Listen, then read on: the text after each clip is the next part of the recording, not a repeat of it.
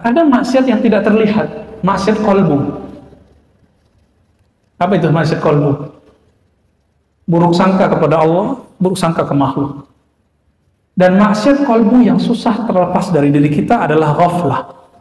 Dalam surah Al-A'raf Allah mengatakan wala takum minal ghafilin. Janganlah engkau menjadi orang yang lalai. Hijabnya qalbu adalah lalai. Nah, kira-kira Bapak, saudara rekan Allah, ketika sholat hatinya lalai nggak kepada Allah? Jika iya, itu maksiat qalbu. Kita dah taat nih secara zahir, qalbunya belum taat. Perlu ditobatkan gitu? Perlu. Kita sebut dia istighfar ruhani, istighfar qalbu, ya.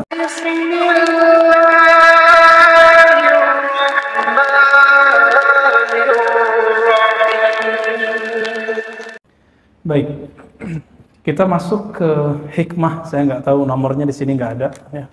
Di kitabnya cuma disebut halaman 73, ya.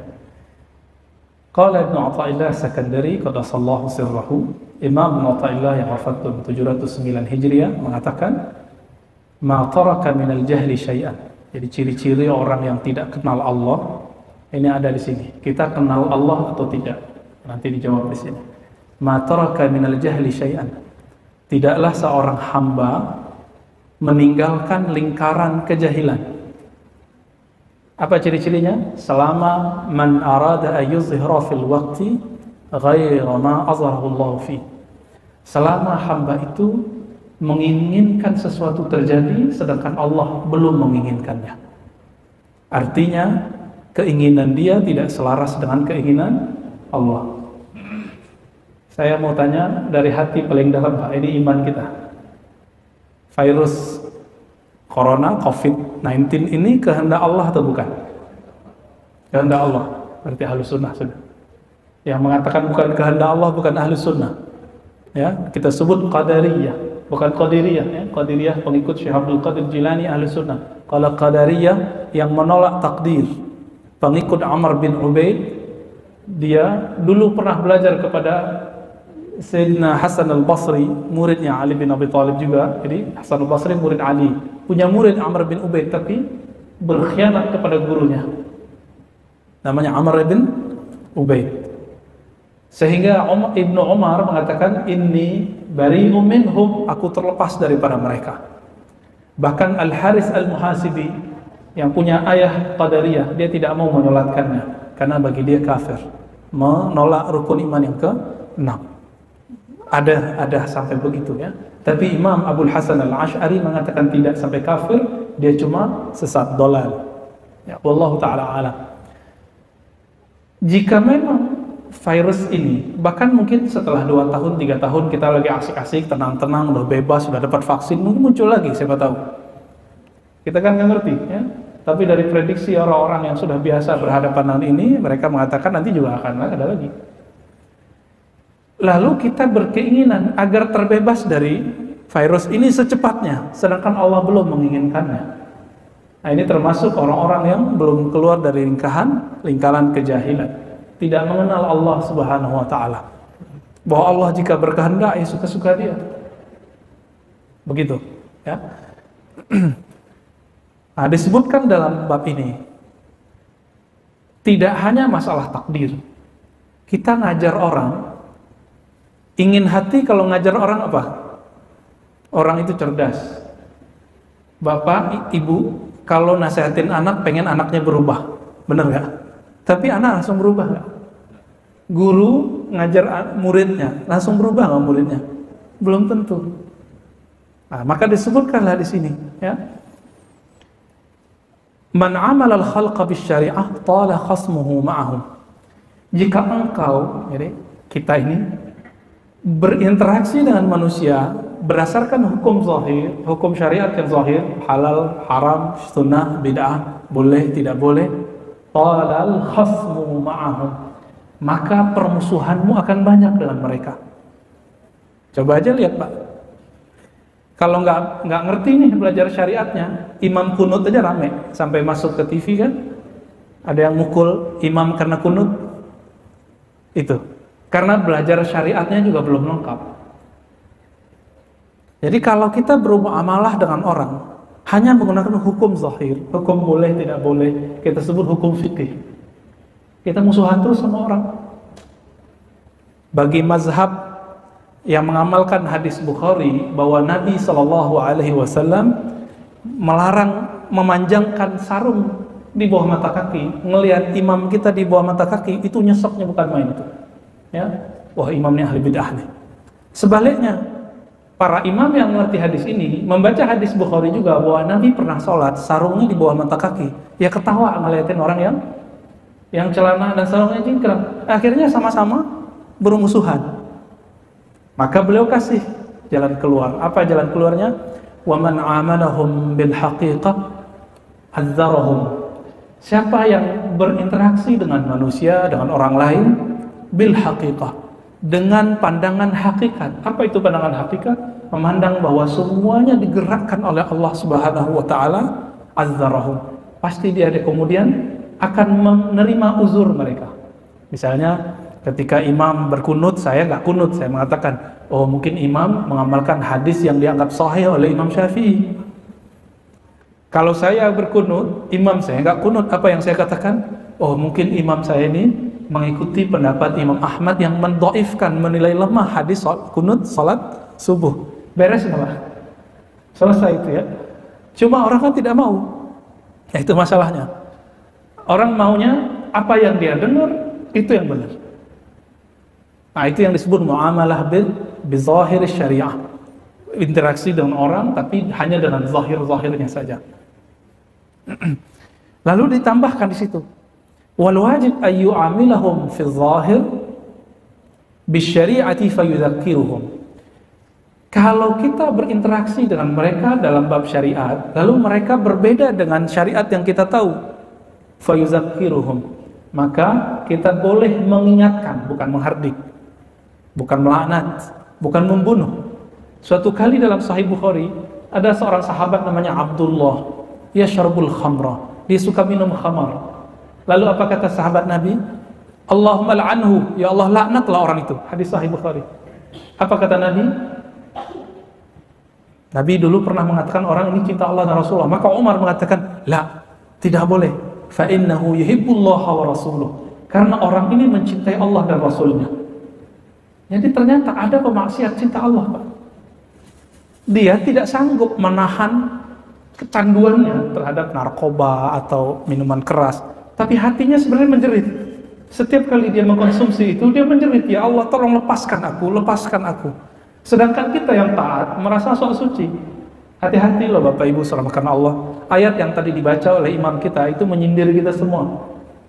Ayatnya tentang apa? Kisah iblis merasa sok suci.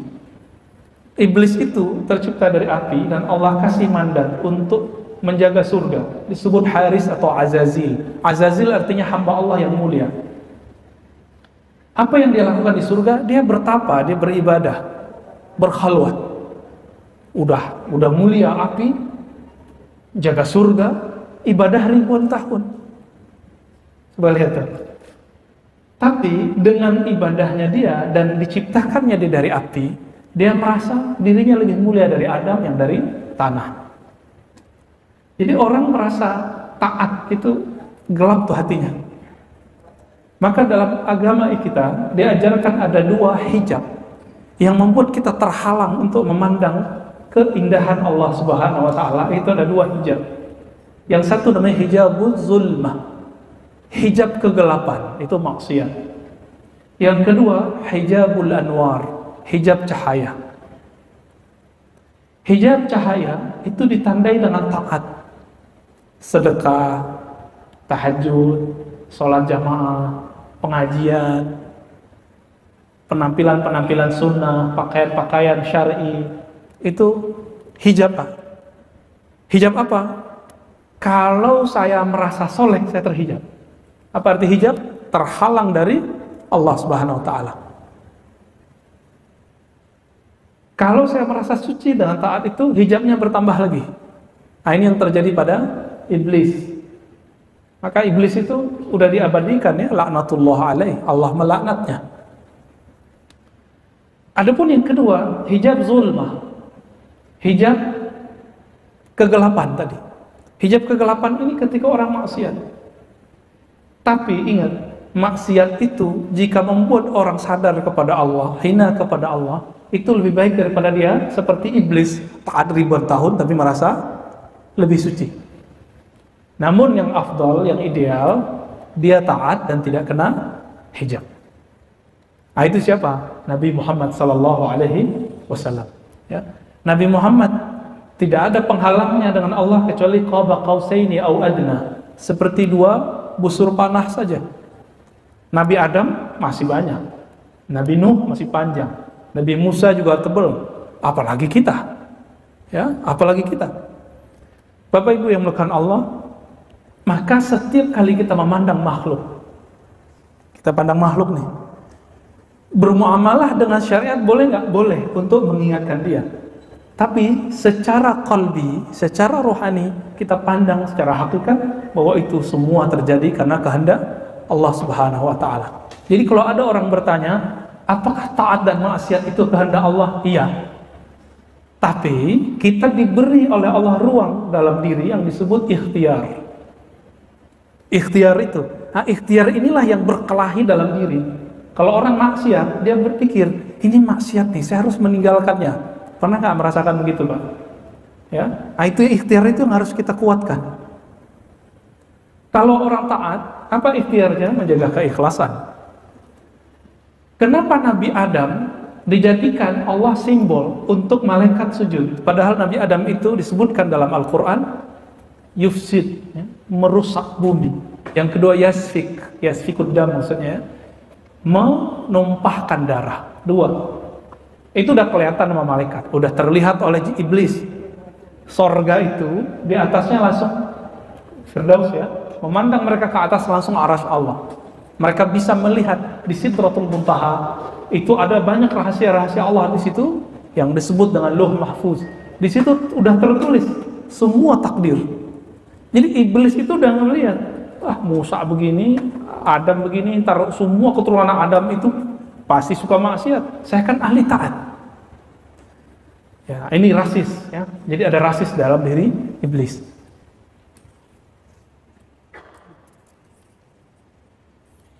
Maka di sini dikatakan min adabil arif al-haqiqi ay yuqirra al-asya fi mahalliha. Di antara adab orang yang kenal kepada Allah adalah menetapkan sesuatu sesuai dengan takdir Allah Subhanahu wa taala. Ini beda dengan serba takdir. Serba takdir itu bersembunyi dengan kehendak Allah dalam bermaksiat. Ini kelompok namanya Jabariyah. Kelompok yang disebut dalam bahasa ilmiah fatalis. Kalau dia ditanya kenapa ente korupsi? Wah, ini kehendak Allah gitu. Kenapa kamu maksiat? Wah, ini kehendak Allah. Nah, ini nggak benar. Ngomong begitu cuma boleh di kolbu. Secara hukum akli tidak boleh. Kita ngomong nggak boleh. Kenapa? Karena melanggar hukum syariat. Kenapa Al-Hallaj? Tahu Al-Hallaj? Mirip kalau di negeri kita seperti Syekh Siti Jenar. Al-Hallaj wafat tahun 309 Hijriah. Kenapa ia kemudian divonis hukum? Karena dia melanggar adab-adab syariat. Jadi secara fikih dia benar, tapi secara hakikat, secara fikih dia salah, secara hakikat dia salah, dia benar, ya. Hal ini yang perlu kita ketahui sehingga kita mampu melihat sesuatu secara bijak. Wa yusayyiru ma'aha ala sayriha, membiarkan sesuatu mengalir sesuai dengan jalur takdirnya. Nah, ini yang disebutkan oleh Imam Athaillah tentang ciri-ciri orang yang kenal Allah Subhanahu wa ta'ala. Nah, maka Sayyidina Umar ketika melihat ada orang yang mabuk-mabuk tadi, Sayyidina Umar itu kalau melihat ada orang mabuk itu dipukul olehnya, dijilid 40 kali, Pak. Yang kedua 40 kali, yang ketiga 80 kali. Tapi Umar tidak pernah menghardiknya. Umar tidak pernah mengatakan ente terlaknat.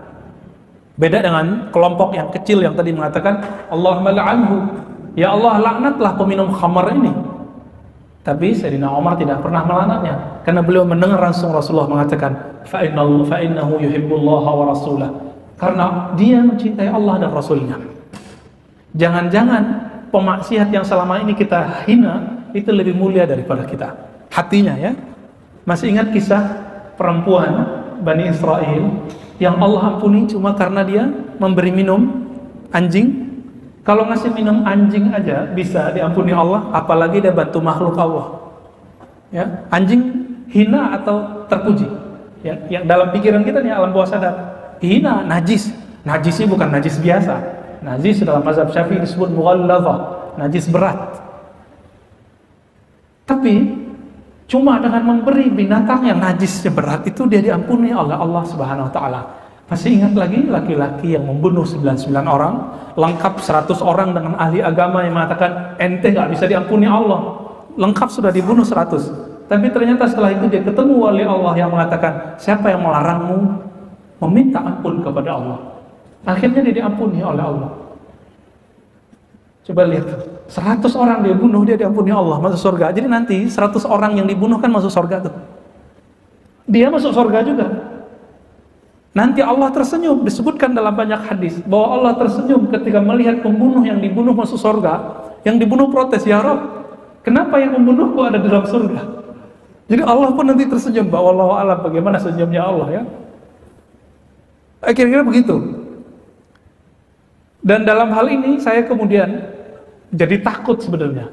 Karena setiap hari kita melihat ada orang-orang yang menurut kita hina, tapi ternyata belum tentu dia hina di sisi Allah SWT. Hati itu langsung bilang, oh nih orang jahat nih, nih pemaksiat nih, ini orang hina nih, gitu. Mengganggu aja nih, ngemis nih, gitu. Enggak, begitu pikiran-pikiran kita.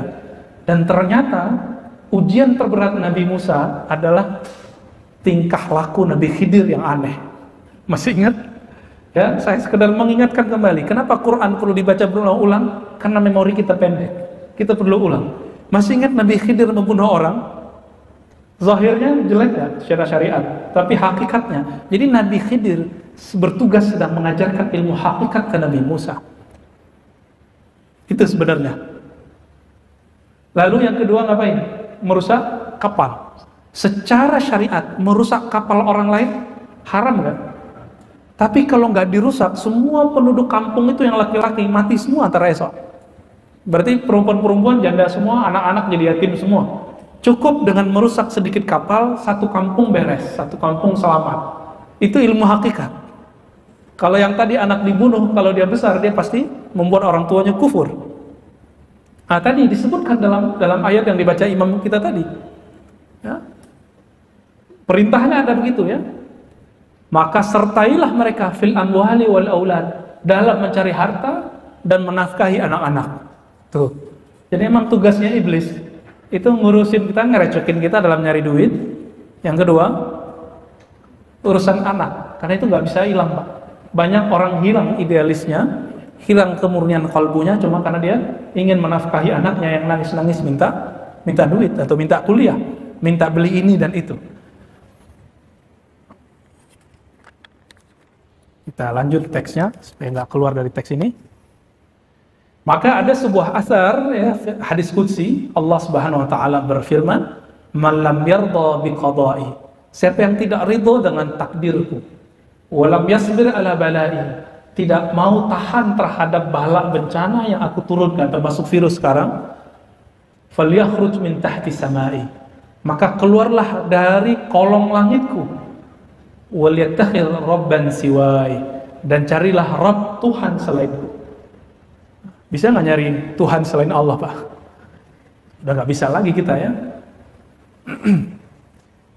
Maka Imam Abu Utsman Ad-Daghrani mengatakan, "Mundu arba'ina sanah ma aqamani Allah Ta'ala fi halin fakarihtuhu."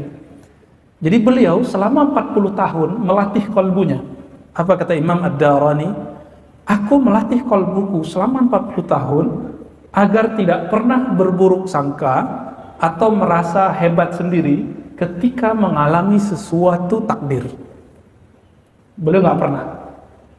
Baik, buruk, senang, susah, beliau kemudian mencoba untuk ridho. Bapak Ibu yang hidup di zaman ini, nyesel nggak dengan adanya corona? Kok saya masih hidup gitu? Kita takut-takutin, ntar 2023, 2024, kali ada lagi virus lebih gede, gimana? Serem nggak tuh?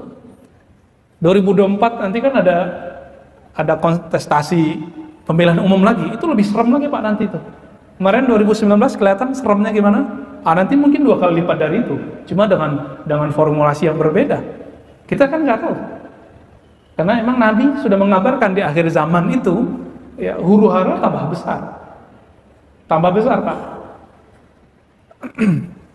Ini nggak tahu nih masjid ini kalau direnov, nggak selesai sebelum 2023 2024, saya nggak yakin selesai Pak.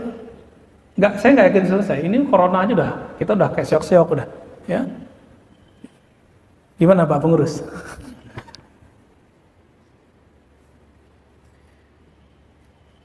Oleh karena itu, Imam pensyarah kitab ini yang bernama Ibnu Ajibah, apa kata beliau?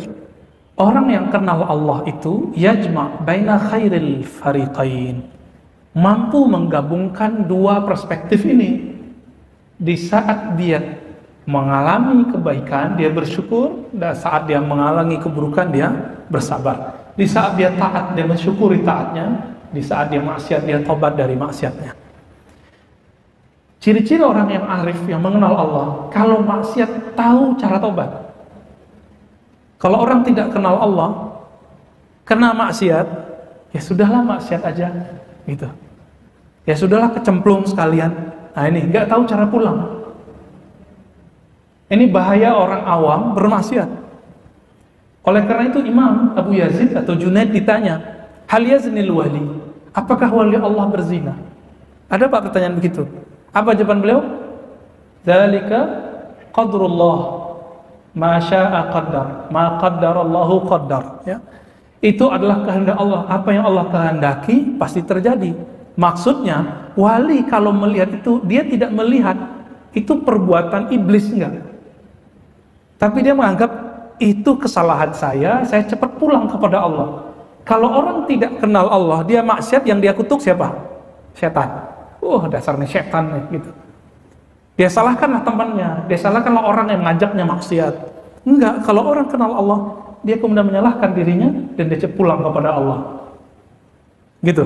Ya, jadi mohon maaf ya, kita kan nggak ada yang terjamin dari maksiat. Ada nggak jaminannya? Mau ustadz, mau kiai, apalagi jamaah biasa, nggak ada Pak kita yang dijamin. Bedanya, kalau ustadz, guru, syekh, muallim bermaksiat lebih besar dosanya daripada orang awam. Cuma kalau ulama itu maksiat dan dia tahu cara pulang, makomnya cepat naik. Ini ada sahabat kita bertahun-tahun merasa tidak maksiat. Ada, ya. Kalau jam 3 udah bangun, 5 waktu di masjid, merasa udah kayaknya soleh. Akhirnya merasa dirinya suci. Lama-lama dia benci dengan tetangganya, nggak pergi ke sholat subuh ke masjid.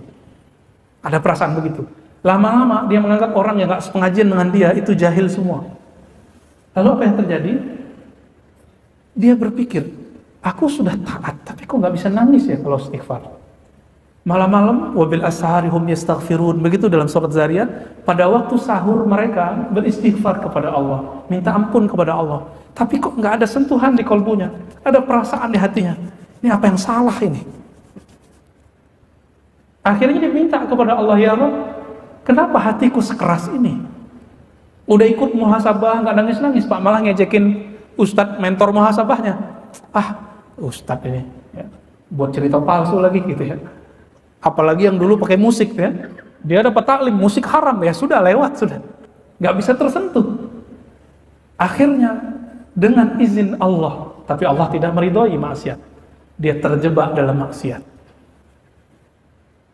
Ketika dia terjebak maksiat, dia terpapar maksiat, lagi asik-asik maksiat, selesai maksiat itu dia lakukan. Kan dalam hadis dikatakan, apabila syaitan selesai menggoda Bani Adam maksiatnya, maka dia pergi. Jadi habis orang maksiat tuh iblisnya pergi Pak. Kalau iblisnya pergi, syaitannya pergi, apa yang terjadi? Maka si manusia itu menyesali dirinya. Nah, tinggal dilihat, dia menghujat syaitan atau dia menganggap dirinya yang hina. Disinilah dia bertemu, terbukalah hijabnya saat selesai bermaksiat. Di situ dia nangis, malam hari dia bangun, ya Allah, tadi pagi, tadi siang aku bermaksiat dan aku merasa paling hina ya Allah. Jadi jangan-jangan Orang yang bermaksiat itu lebih lembut hatinya daripada orang yang taat sok suci. Ya. Tapi alangkah indahnya jika ada orang taat merasa dirinya belum sempurna taatnya, sehingga dia menangis ketika dia taat. Dia berpikir, ya Allah, saya sudah sholat tapi kok belum khusyuk. Terus dia nangis. Itu lebih baik Pak daripada dia kena maksiat dulu. Ada maksiat yang tidak terlihat, maksiat kolbu. Apa itu maksiat kolbu? Buruk sangka kepada Allah, buruk sangka ke makhluk. Dan maksiat kolbu yang susah terlepas dari diri kita adalah ghaflah.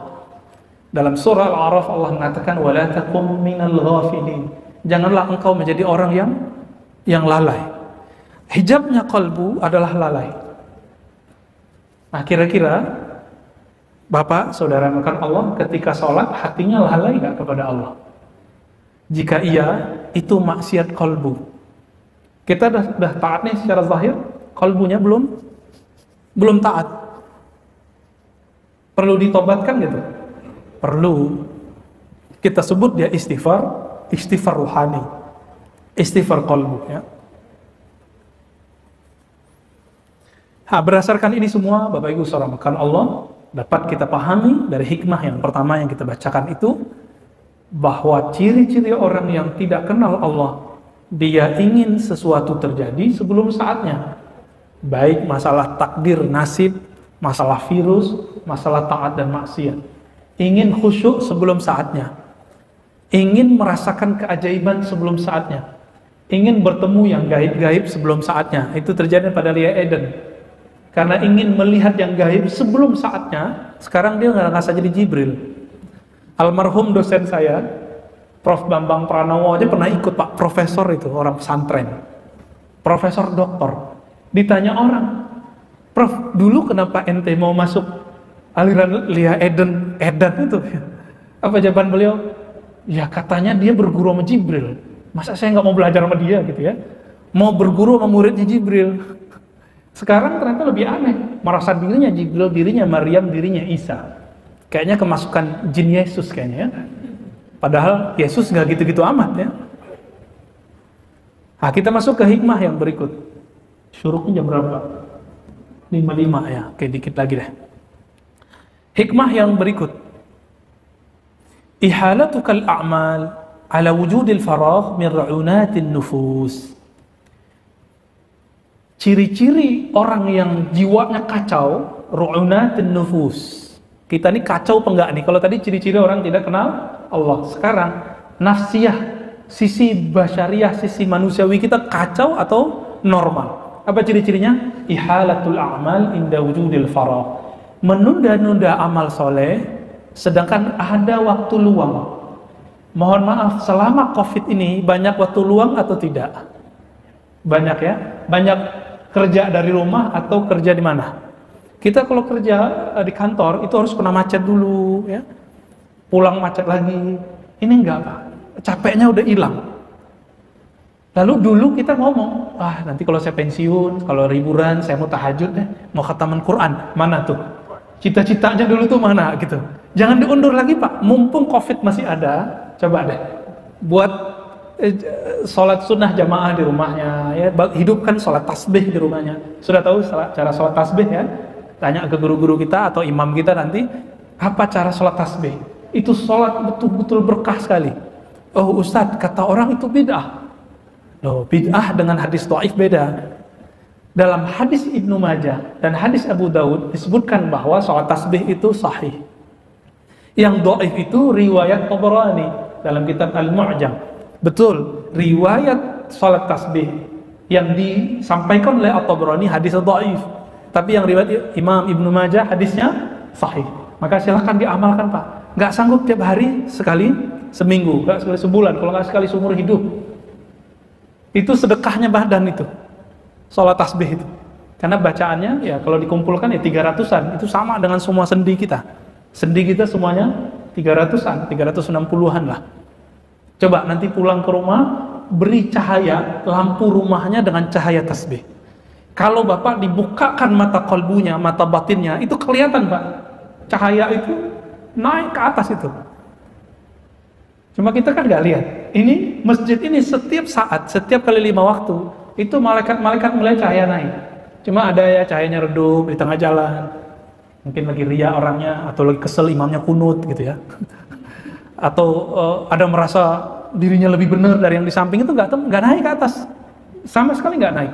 Cuma kita kan nggak dikasih lihat. Tapi Bapak Ibu dikasih rasa.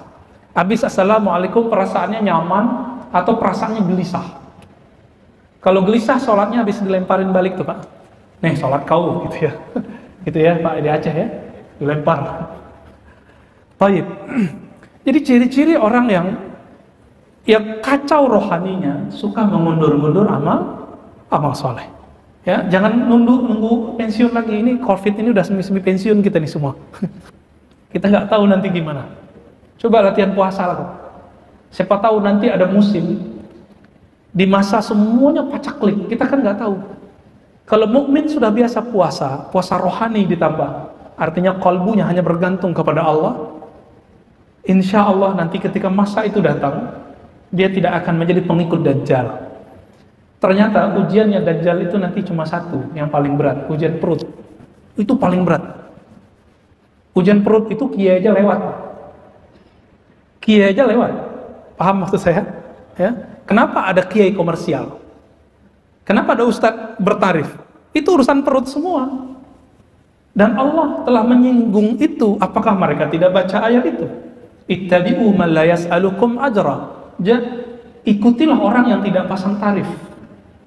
Ini baru mu'alaf diundang keluar kota, langsung minta panjer 5 juta. Ya, saya nggak usah sebut lah namanya siapa. Ngisi juga di sini. Ya, alhamdulillah selama COVID nggak ada. Ya, saya juga nggak ngisi di sini. Kita dapat laporan Pak dari daerah. Kita kan jauhlah terus ke kampung-kampung. Buat daurah-daurah Ahlussunnah, penandaan Ahlussunnah lah kira-kira. Kita ya menyebar cahaya itu, semoga Allah sambung rahasia itu ke dalam kalbu kita. Ya laporlah mereka, Ustadz saya ngundang fulan, ternyata urusan perut, minta panjar 5 juta. Mu'alaf padahal. Kita yang dari dulu ngaji, nggak berani Pak panjar-panjar. Ya. Kita cukup Allah aja yang panjar. Semoga itu jadi jaminan kita bisa disebut da'i ilallah, pendakwah kepada Allah, bukan da'i ilal fulus, ya. Da'i ilal butun. Ya, ke perut, bukan. Nah ini berat, ujian perut itu berat sekali. Ini yang dikatakan oleh Imam Syarqawi dalam Syarah Al-Hikam, kitab yang lain, Asyuhrah qabla al-kamal sarmun qatil. Ingat nih kalimat ini. Populer, terkenal sebelum matang rohaninya, itu bisa membunuh kalbunya. Nggak punya hati nanti. Nggak punya hati sama sekali. Jadi kalimat Imam Natta'illah ini menyindir kita semua supaya kalau taat jangan diundur-undur. Kalau mau khatam Quran jangan diundur-undur. Kalau mau ngaji Pak sekarang jangan diundur-undur. Ngaji itu sekarang yang dicari bukan ngaji yang banyak amalnya nanti, tapi ngaji yang membuat kita mengenal siapa yang kita sembah. Nah, inilah penutup kajian kita pada pagi ini sebelum ada tanya jawab. Ada tanya jawab nggak Pak? Ada ya. Wa ma khalaqtul jinna wal insa illa liya'budun. Terjemahan biasa orang apa? Tidaklah aku ciptakan jin manusia kecuali untuk menyembahku. Itu terjemahan harfiah. Coba kita lihat terjemahan ilmu ma'rifatullah yang diwariskan oleh Sayyidina Ibnu Abbas radhiyallahu taala anhuma. Apa kata beliau? Wa ma khalaqtul jinna wal insa illa liya'rifun. Tidaklah Allah menciptakan jin dan manusia kecuali untuk mengenal yang disembahnya. Saya mau tanya Pak, udah kenal belum dengan siapa yang kita sembah? Oh ya, guru saya dulu ngajarin kita sembah Allah, kita sembah Allah. Kalau begitu kita disebut abid, ahli ibadah aja. Dari tadi kita menyebut arif, abid. Apa beda abid dengan arif? Abid itu menyembah Allah karena ada maunya. Mau dapat surga, mau dapat bidadari 72, ya. Jadi surganya mohon maaf, surga seksual, surga hasrat. Benar gak tuh? Boleh nggak? Boleh. Tapi levelnya masa dari dulu ngaji begitu-gitu aja? Ini ngaji udah setiap pagi Pak? Udah? Belum, baru Sabtu Minggu, Sabtu Ahad. baru 2 hari seminggu ya. Tapi kalau hari biasa kan 2 kali sehari.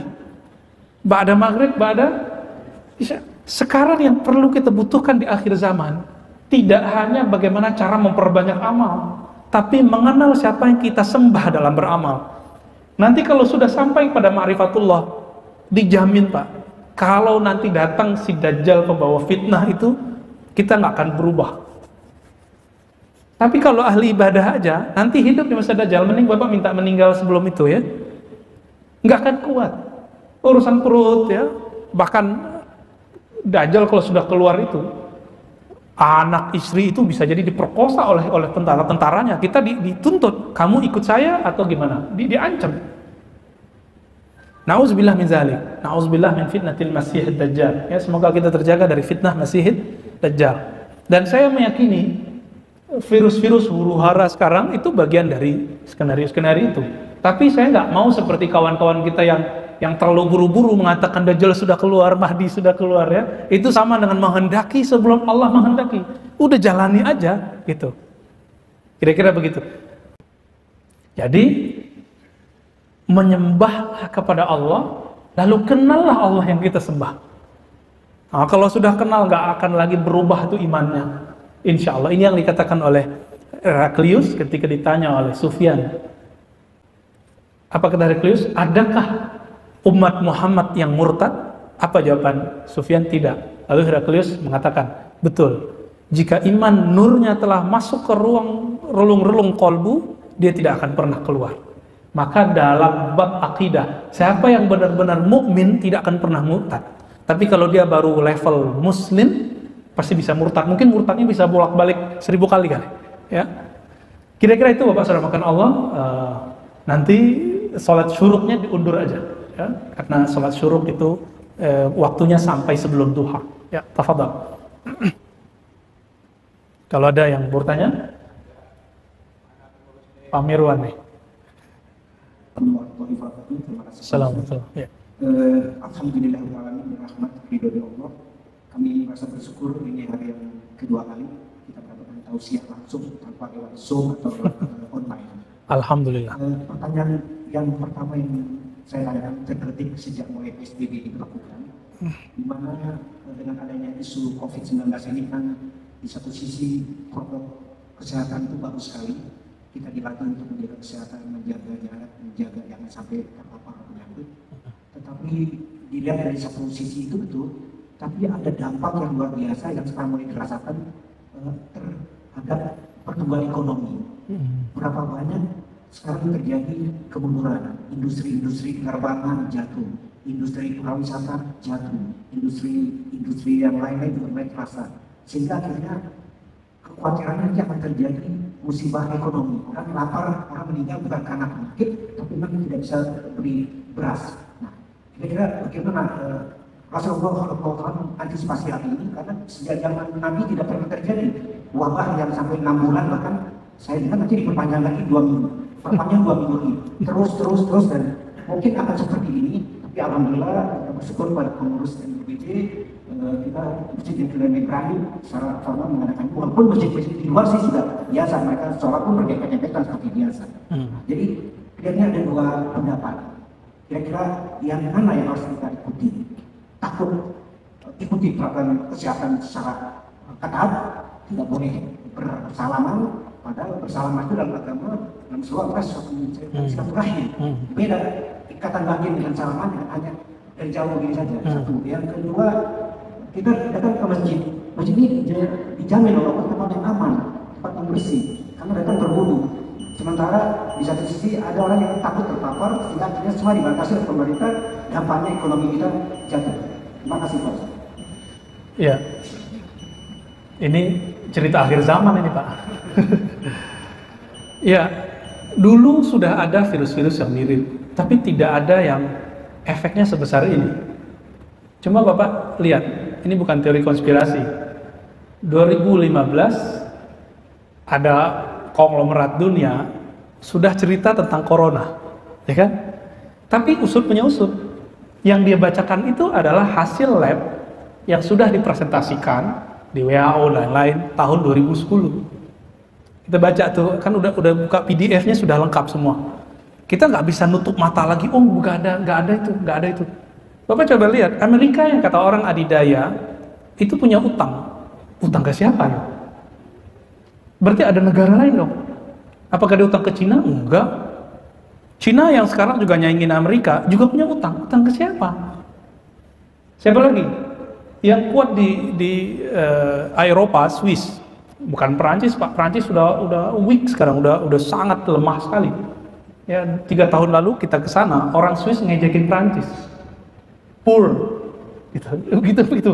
Miskin loh gitu. Saya dengar sendiri, Pak, mereka ngomong begitu. Parah ya. Inggris sampai keluar Brexit. Karena dia udah baca itu semua. Karena kalau dia ikut kemarin, masih ikut Eropa waktu itu, ini Eropa, maka kena dampaknya lebih dahsyat.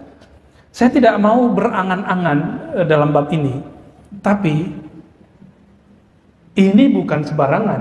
Jika cuma COVID yang tidak terlihat itu bikin goyang semua negara, berarti ada negara yang bukan negara, kekuasaan yang bukan pakai negara-negara nation, itu sedang ngerecokin negeri-negeri semua ini, negeri kita semua. Dan saya meyakini ini fitnatud dajjal. Jadi dajjal dengan fitnah itu berbeda. Fitnatud dajjal, fitnah apa arti fitnah? Kekacauan yang disebabkan sebelum munculnya dajjal, itu fitnatud dajjal. Dan ada disebut fitnah kubro dan wusto. Kalau yang dulu-dulu sugro, saat dajjal muncul itulah yang kubro. Sekarang itu sudah wusto, fitnah yang medium. Sudah medium, Pak. Namun, jangan usah khawatir, negeri kita Allah berkahi dengan banyaknya zuriat para Rasulullah ada di negeri kita. Bapak coba tanya sama orang-orang Arab keturunan Rasulullah dari Yaman. Itu klan-klannya keturunan Rasulullah ada di Indonesia, tapi udah nggak ada di Yaman. Jadi ada suku apa gitu ya, Qabilah Fulan, ada di sini, nggak ada di Yaman. Apalagi di Arab Saudi, udah nggak ada, Pak. Yaman itu kalau nggak ada Tarim, nggak ada Hadramaut, nggak ada Al-Habib Omar dan guru-guru kita mulia di sana, itu lewat sudah. Karena aliran ekstrim sudah berkembang di daerah Dara'ah, Damaj, dekat situ juga, Son'a, ya, sudah banyak. Kemana mereka? Ternyata mereka dari dahulu sudah bikin markas-markas dakwah di negeri kita. Ada Maulana Ibrahim As-Samarkandi, ada Ahmad Jumadil Kubro. Sebelum itu ada yang kita dengar Sunan Ampel, itu kan keturunannya Raden Rahmat. Kemudian generasi-generasi setelahnya yang kita sebut sekarang habaib itu, ya. Dan kabar gembiranya apa dari Rasulullah? Al-Mahdi minni min waladi Fatimah. Al-Mahdi yang orang di akhir zaman yang dapat hidayah, dapat guidance langsung dariku, yang bisa menyelamatkan banyak orang, min waladi Fatimah, dari keturunan Fatimah. Dan sekarang yang terbanyak di mana? Di Indonesia, Pak. Silakan tanya ke Robito Alawiyah. Terbanyak di Indonesia, bukan di Maroko, bukan di Arab Saudi, bukan di Irak, bukan di India, tapi di negeri kita. Masa saya berkeyakinan kebangkitan Islam itu nanti ada dari negeri kita. Namun kuat nggak nunggunya? Ntar giliran keluar Dajjal kira itu Mahdi. Kenapa? Sakti, Pak, Dajjal itu. Sakti Dajjal itu. Orang akan mengira ini nggak mungkin kalau bukan Mahdi. Gitu. Gimana? Kuat nggak ntar? Kelaparan. Ini sekarang juga banyak yang bunuh diri, artis-artis di Korea, di India. 20 tahun mereka kerja di entertainment, sekarang bunuh diri. Di Korea paling banyak bunuh diri semenjak COVID. Indonesia karena kepalanya 5 kali sehari ke bawah, alhamdulillah nggak banyak tuh yang bunuh diri ya. Yang bunuh diri yang nggak jelas itulah. Aduh, dosa bunuh diri itu dahsyat, Pak. Jangan pernah ada di antara kita yang bunuh diri nih. Karena orang yang bunuh diri itu nggak diterima ke atas, nggak terima ke bawah. Itu yang disebut gentayangan itu. Tapi gentayangannya bukan jadi hantu, bukan. Kalau yang gentayangan yang kita dengar itu setan itu, iblis itu, ya, jin. Mereka nggak diterima ke atas, nggak diterima ke bawah. Gimana tuh nasibnya? Nauzubillah misalnya itu siksaan kubur itu. Jadi siksaan kubur itu nggak mesti di dalam kuburnya. Nanti akan ada orang nggak kuat karena kelaparan bunuh diri, Pak. Nauzubillah min dzalik. Kuat nggak menuju itu? Jadi masalah yang tadi resesi, apalah istilahnya kan menakutkan ya. Nggak usah khawatir Pak, Indonesia nggak akan mengalami kelaparan sedahsyat itu.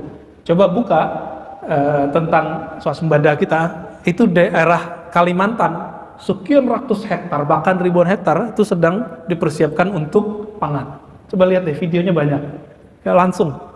Maka Bapak yang dulu tidak nyoblos presiden sekarang, seperti saya, sudahlah, jangan ngutuk lagi, jangan menghujat lagi. Sekarang PR kita cuma satu, mendoakan siapapun yang memimpin negeri ini supaya Allah guide dia secara gaib, secara batin untuk menyelamatkan negeri kita. Sepakat nggak? Al-Hazni Al-Fatihah. A'udzubillahi minasy syaitonir rajim. Alhamdulillah. Maliki yaumiddin, iyyaka na'budu wa iyyaka nasta'in. Shiratal ladzina an'amta 'alaihim. Allahumma shalli amin. Ya, ada lagi. Insya Allah doanya mustajab, doa pas ta'lim. Ya. Sebelum tambahan Pak Mirwan nih, ciri-ciri orang yang arif tidak meminta takdir dicabut. Hanya orang awam. Bapak mau ningkat nggak dari hamba, abid, suka ibadah, tambah suka ibadah, kenal yang diibadahi. Mau naik? Mau naik pagi ini? Ciri-ciri orang yang arif, yang bermakrifat kepada Allah, tidak pernah minta takdir itu dicabut. Karena Nabi mengatakan jaffatil aqlam, bahwa tinta dari kolamnya takdir, tintanya takdir itu sudah kering. Maka memintanya untuk dihapus itu tidak bijak. Tapi kita punya celah. Allah itu punya kudrah iradah. Kudrah iradah itulah takdir qada dan qadar. Kudrah kehendak, iradah kudrah kekuasaan, iradah kehendak. Itu takdir Allah. Namun kita punya satu celah, dan itu celahnya luas sekali, yaitu bab jaiz. Allah punya sifat jaiz.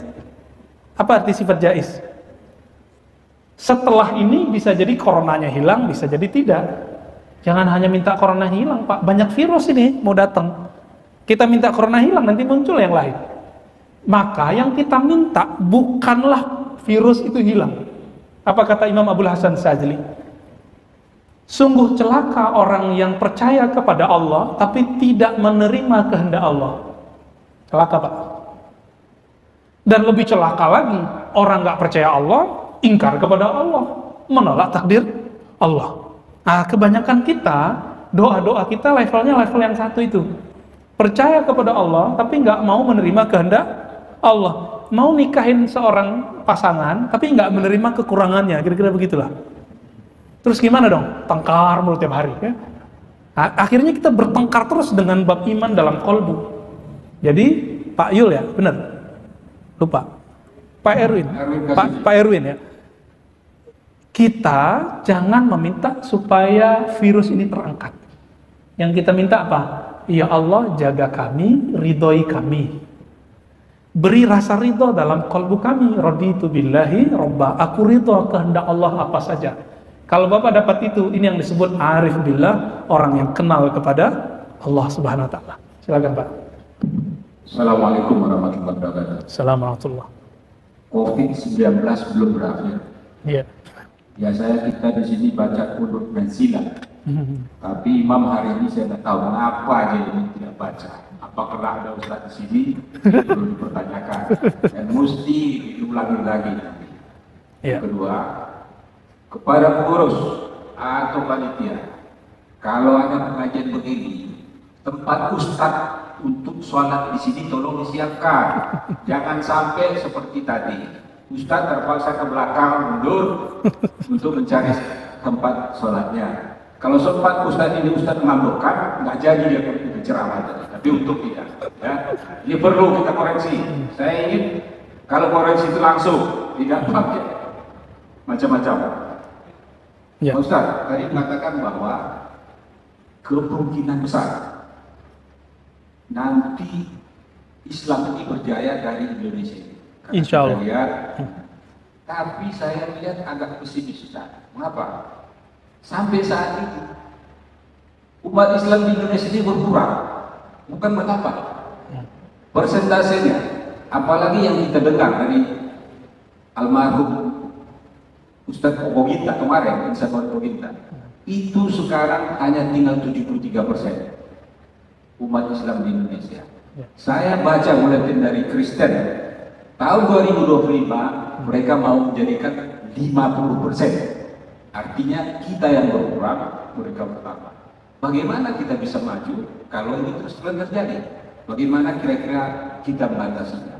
Yang berikutnya masih ada sedikit lagi. Ntar saya lupa Pak dulu. Nah, ini cuma ini aja. Oh, yaudah. Kalau menurut Ustaz, apakah kita ini sudah boleh saat ini ceramah seperti ini?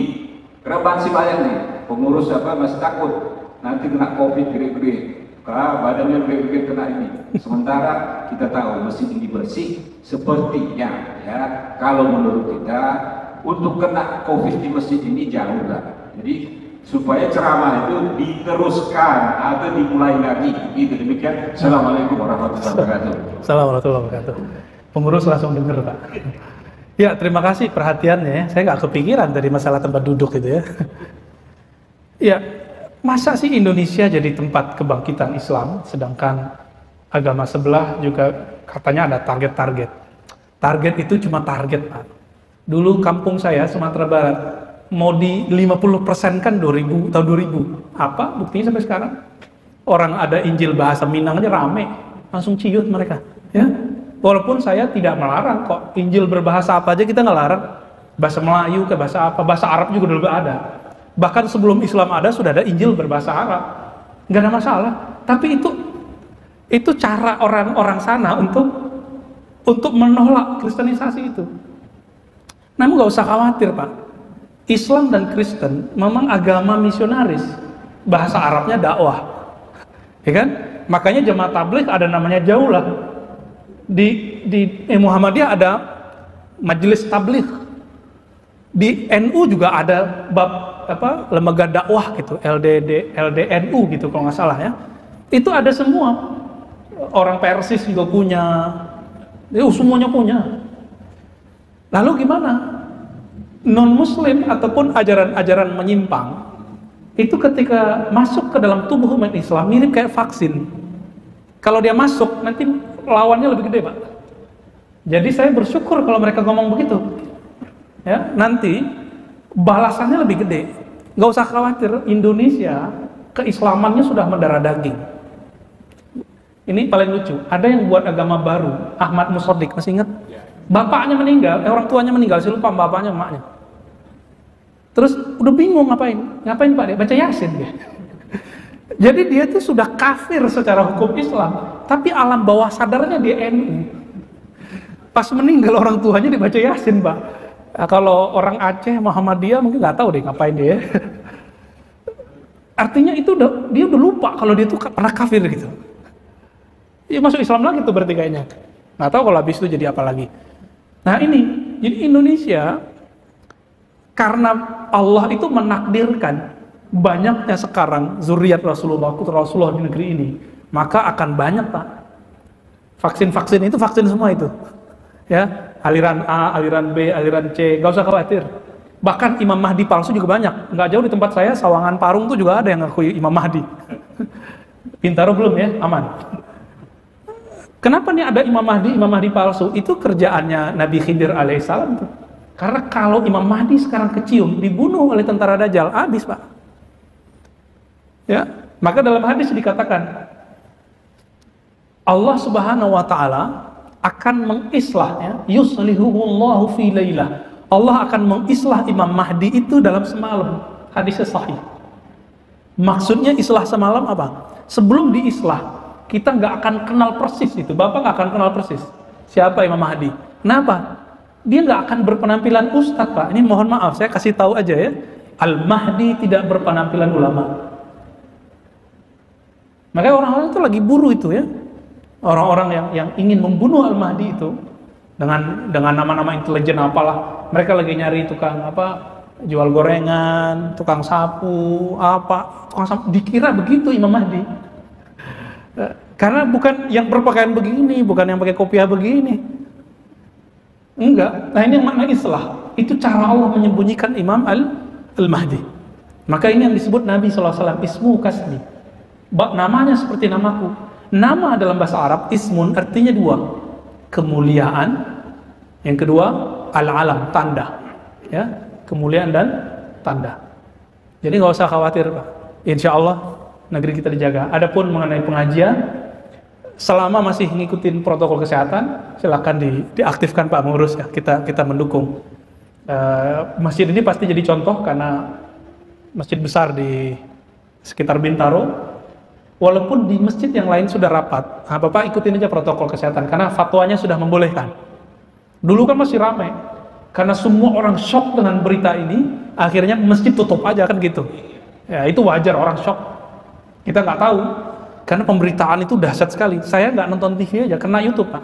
Kita kadang-kadang buka YouTube apa gitu ya, yang muncul berita-berita begitu. Sekarang cuek aja kan. Katanya muncul klaster baru. Lama-lama nanti muncul namanya imun sosial. Sosial imun. Sosial imun itu orang ngerasa cuek aja tuh ya. Nah, imun begini lebih kuat kadang daripada imun biasa. Tapi kalau nggak kuat di dalam kalbunya, buruk sangka terus orang, oh ini kayak kena COVID nih. Apalagi tadi ada yang batuk-batuk kan. Kayak COVID gitu. Padahal orang itu biasa tiap pagi batuk-batuk. Dari zaman bahala udah batuk-batuk gitu. Nah, kita jangan suuzon kepada orang. Apakah masih dianjurkan salaman? Ya saya rasa untuk menjaga COVID ya bijak aja. Kalau saya orang yang nggak takut, saya salaman Pak. Tapi kalau orang yang khawatir ya kita nggak usah deh ya. Kalau salaman nanti cuci tangan lagi deh. Baik. Ada lagi Pak? Udah cukup ya? Gimana? Ya, tafadhal.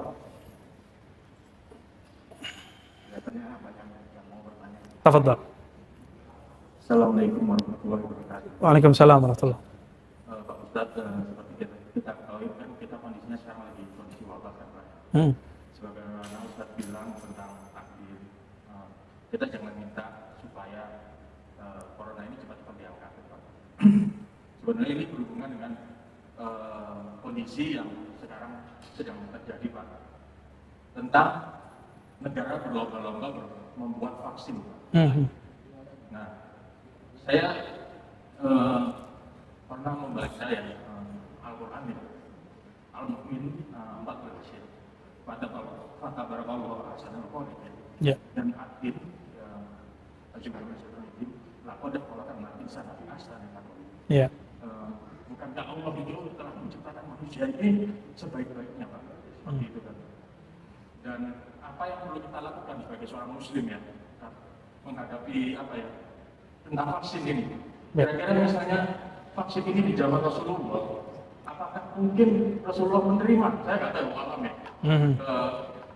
Tapi karena cukup banyak ya, rekan-rekan saya juga terkena ya. Ada yang terkena 40 hari. Bahkan banyak rekan-rekan kakak kelas saya yang dokter itu banyak meninggal juga. Terus dan kebanyakan kadang ya yang saya lihat ada beberapa cerita teman-teman itu banyak mereka tuh seperti OTG, tapi ketika mereka ketahuan swab langsung keluar itu semua kata dia, gejala-gejalanya semua keluar. Nah sekarang apa yang kita lakukan ya, pandangan kita tentang vaksin ini Pak, karena kan vaksin ini kan perlu jangka panjang kata ahli-ahlinya, dan saya pernah melihat video dari dokter di Jerman menolak vaksin seperti itu, sampai mereka menolak seperti itu. Jadi kira-kira apa kaitannya vaksin ini dengan apa ya ayat-ayat Allah yang saya sebutkan tadi? Kira-kira kita tuh harus ikhtiarnya bagaimana? Oke. Ya. Dalam kedokteran juga ada mazhab aliran-aliran ya. Ada aliran vaksin, ada anti vaksin. Maka waktu anak-anak kita diimunisasi itu ada satu kelompok yang menolak imunisasi, benar nggak? Ya. Namun pendapat yang paling kuat, karena kita bukan dokter, kita ikuti saja ID misalnya dalam hal ini. ID udah jelas mereka mu'tabar, mereka mu'tamad, bisa kita pakai karena punya otoritas yang baik dan punya standar yang jelas, bukan hanya asumsi dan opini. Maka sebaiknya kita mengikuti fas'alu ahlaz zikri in kuntum la ta'lamun. Ini diulang 2 kali dalam Al-Quran. Ikutilah orang yang berilmu jika kamu tidak tahu. Dalam hal ini jangan ustadz yang didengarkan, tapi dengarkanlah ahli kedokteran. Maka dai-dai ulama yang mengerti ini pasti kemudian memulangkan keputusan ini kepada ahli kedokteran. Opini-opini ini kita tidak usah terlalu hiraukan. Adapun tentang vaksin ini bagian dari apa yang Nabi katakan tadawu ibadallah. Berobatlah ya hamba Allah. kita berobat, iya. Tapi dalam garis takdir kan gaib. Kita tidak meminta takdir ini dihapus. Kita cuma mengatakan, ya Allah, lakukanlah sesukamu. Gitu. Lakukanlah sesukamu. Lakukanlah seridho-ridhomu. Tapi ya Allah, jangan cabut keridhaan dari kalbu kami. Gitu. Sehat nggak ridho, sakit ridho, mending sakit. Tapi sehat, ridho, syukur, mending itu Pak, lebih baik lagi. Jadi dengan adanya kondisi seperti ini, misalnya dengan adanya orang-orang yang dites gitu ya, kalau rapid kan belum otoritatif ya, apa tadi, swab ya. Ini yang bahaya Pak. Orang itu biasanya dia positive thinking. Ketika dilakukan swab itu ternyata positif. Apa yang terjadi? Shock. Shock ini kemudian membuat imunnya jatuh, dan itu dokter-dokter sudah paham. Maka kita menyarankan jangan banyak-banyak deh swab itu. Jangan banyak-banyak Pak. Di Amerika aja Presiden Amerika ngomong begitu. Iya. Amerika sendiri nggak bisa membendung ini, maka ini bukan skenario Amerika.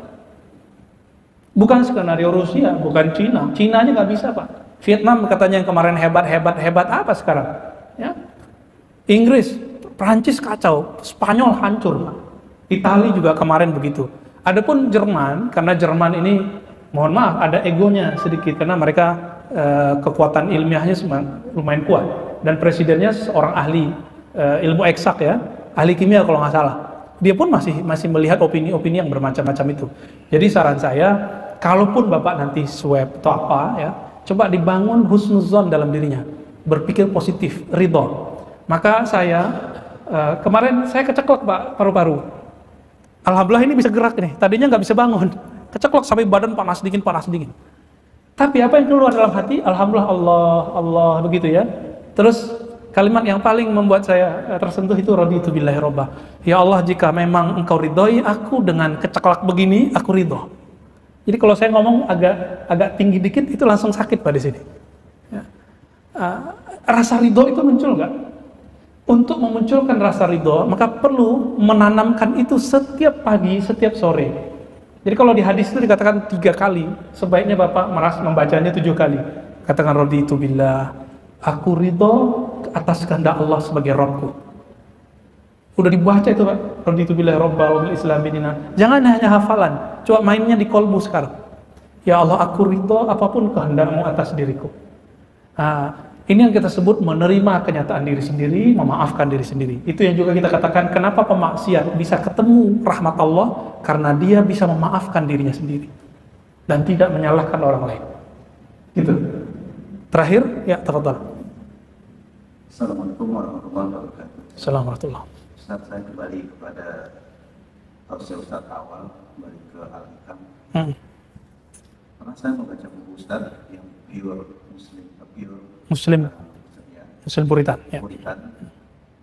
Jujur saja agak bingung untuk mentelaah Ustaz. Iya. Misalnya beberapa kajian di situ ada hal-hal yang menarik untuk mencerahkan kolbu yang sering Ustaz katakan.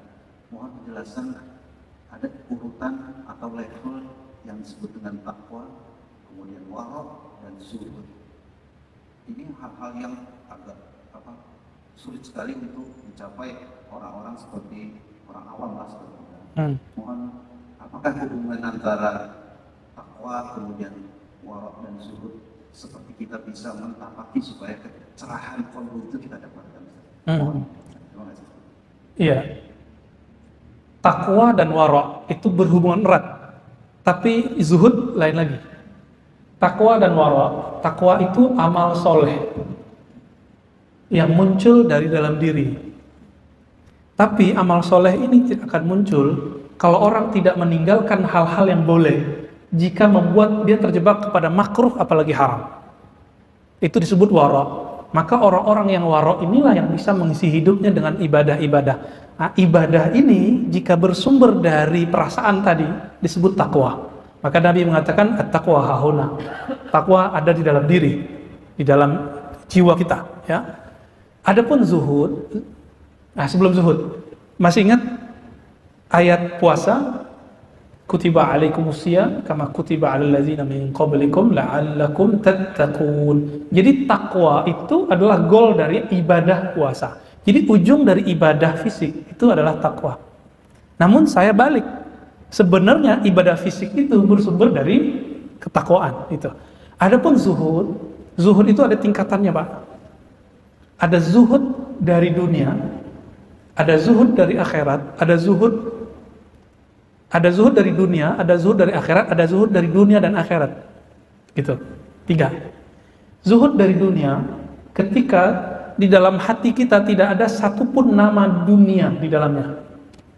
Kayaknya kita belum selamat ya, Pak. Ya, rupiah, dolar itu masih ada di dalam tuh ya. Ya enggak? Nafsu, hasrat itu jujur aja. Saya aja belum selamat dari itu.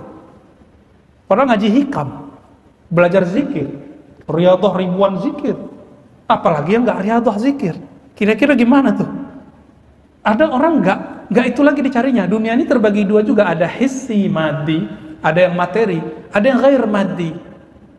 Popularitas, posisi. Kenapa ada orang tengkar untuk cuma jadi RT RW, Pak? Emang RT RW dapat gaji apa? Enggak ada apa-apa, itu cuma popularitas. Popularitas aja. Mau jadi pengurus masjid, emang dapat gaji apa? Dapat hujatan adanya. Diomelin orang ada, dikritik orang. Kalau bukanlah karena popularitas, enggak ada.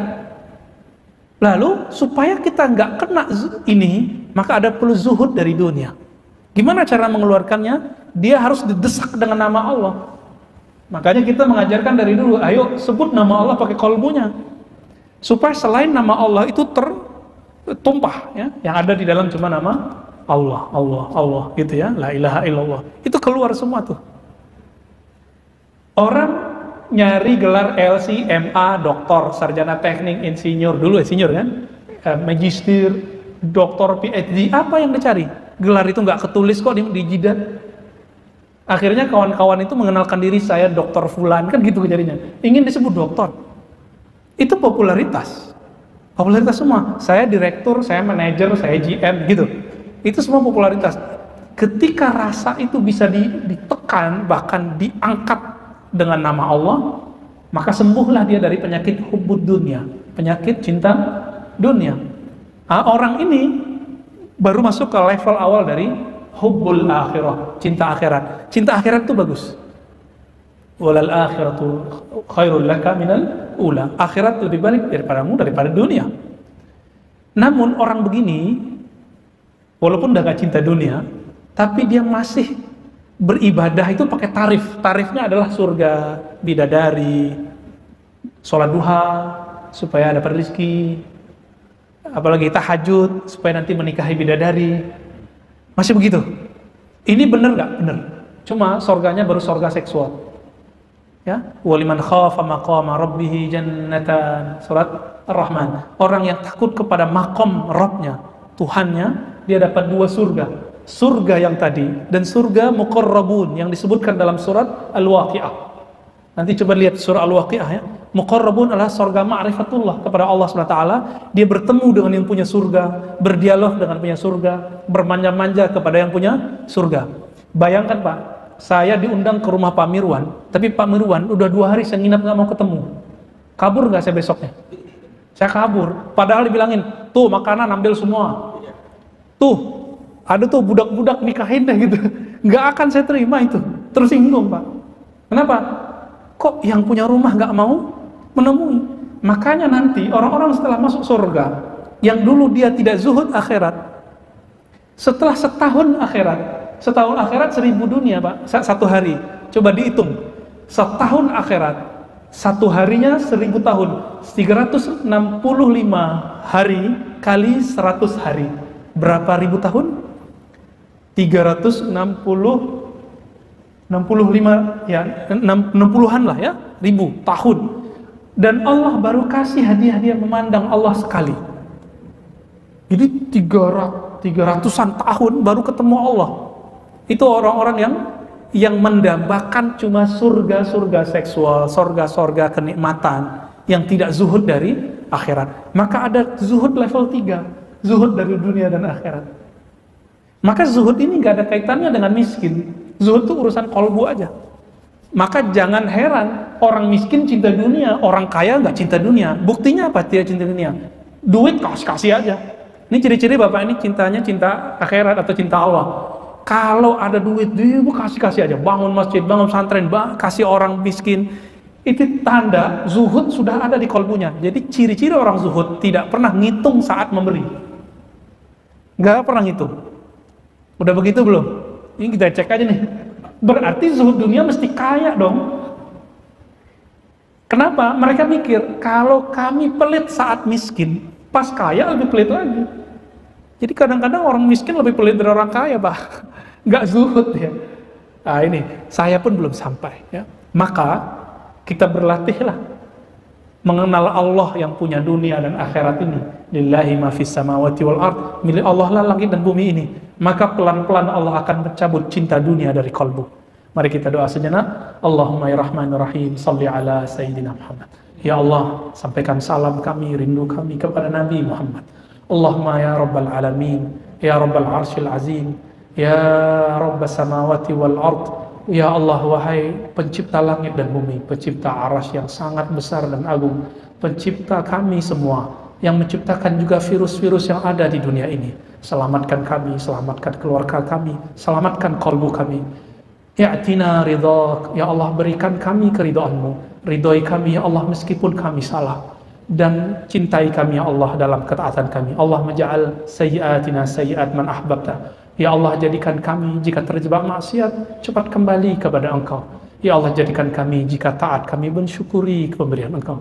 Allahumma rabbana atina fid dunya hasanah wa fil akhirati hasanah wa qina adzabannar wakhruj an qulubina hubbad dunya wa ma siwa. Ya Allah, cabutlah dari kalbu kami cinta kepada selain Engkau. Wa sallallahu ala nabiyyina Muhammad sayyidiz zahidina wal arifin wa ala alihi wa ashabihi ajma'in walhamdulillahi rabbil alamin. Assalamualaikum warahmatullahi wabarakatuh.